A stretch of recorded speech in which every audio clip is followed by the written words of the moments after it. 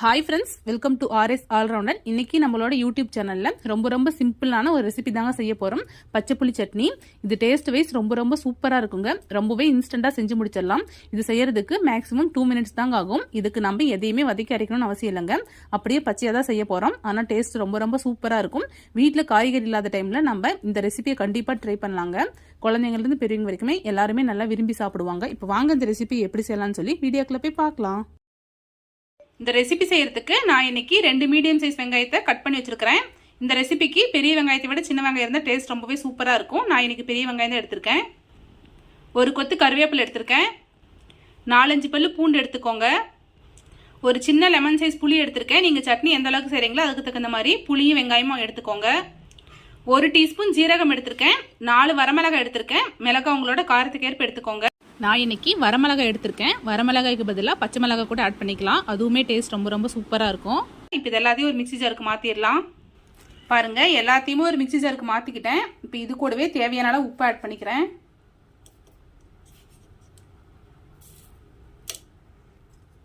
கொஞ்சமாக தண்ணி ஆட் பண்ணிக்கலாம். இப்போ நம்ம நல்லா சட்னி அரைச்சி எடுத்து வந்துடலாம். பாருங்க, சட்னி நல்லா பேஸ்ட் மாதிரி அரைச்சிட்டு வேற ஒரு பாத்திரத்தில் ட்ரான்ஸ்ஃபர் பண்ணியாச்சு. ஒரு தாளிப்பு கரண்டியில் 1 டீஸ்பூன் நல்லெண்ணெய் ஆட் பண்ணியிருக்கிறேன். இப்போ எண்ணெய் நல்லா சூடாகட்டும். பாருங்க, எண்ணெய் நல்லா சூடாயிருச்சு. நம்ம சூடு பண்ண நல்லெண்ணெய் அப்படியே சட்னியில் ஆட் பண்ணிடலாம்.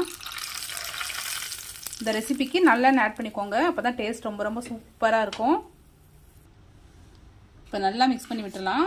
அவ்வளோதான் ஃப்ரெண்ட்ஸ், நம்மளோட பச்சைப்புளி சட்னி சூப்பராக ரெடி ஆயிடுச்சு. இது ரொம்ப இன்ஸ்டன்டான ரெசிபி.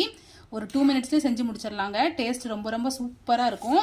சாதம் நல்லா சூடாக இருக்கும்போது இதை நீங்கள் ஆட் பண்ணி சாப்பிட்டீங்கன்னா டேஸ்ட் அந்த அளவுக்கு சூப்பராக இருக்குங்க. 1 வீக் வரைக்கும் கூட ஸ்டோர் பண்ணி யூஸ் பண்ணிக்கலாம். ஸோ கண்டிப்பாக ட்ரை பண்ணி பாருங்கள். இதெல்லாம் ரொம்பவே பழைய காலத்து ரெசிபி. ஆனால் டேஸ்ட் ரொம்ப சூப்பராக இருக்கும். ட்ரை பண்ணி பார்த்துட்டு எப்படி இருக்குன்னு சொல்லிட்டு மறக்காமல் கமெண்ட்டில் சொல்லுங்கள். இது மாதிரி simple recipes and lunch box recipes videos நம்மளோட சேனலில் ரெகுலராக அப்லோட் பண்ணுவோம். இது மாதிரி வீடியோஸ் வேணும்னா நம்மளோட ஆர்எஸ் ஆல்ரவுண்டர் சேனல் மறக்காம சப்ஸ்கிரைப் பண்ணிக்கோங்க. இந்த வீடியோ உங்களுக்கு பிடிச்சிருந்தா லைக் பண்ணுங்க, கமெண்ட் பண்ணுங்க, மறக்காம உங்களோட ஃப்ரெண்ட்ஸ்க்கு ஷேர் பண்ணிக்கோங்க. தேங்க்யூ ஃப்ரெண்ட்ஸ், தேங்க்ஸ் ஃபார் வாட்சிங்.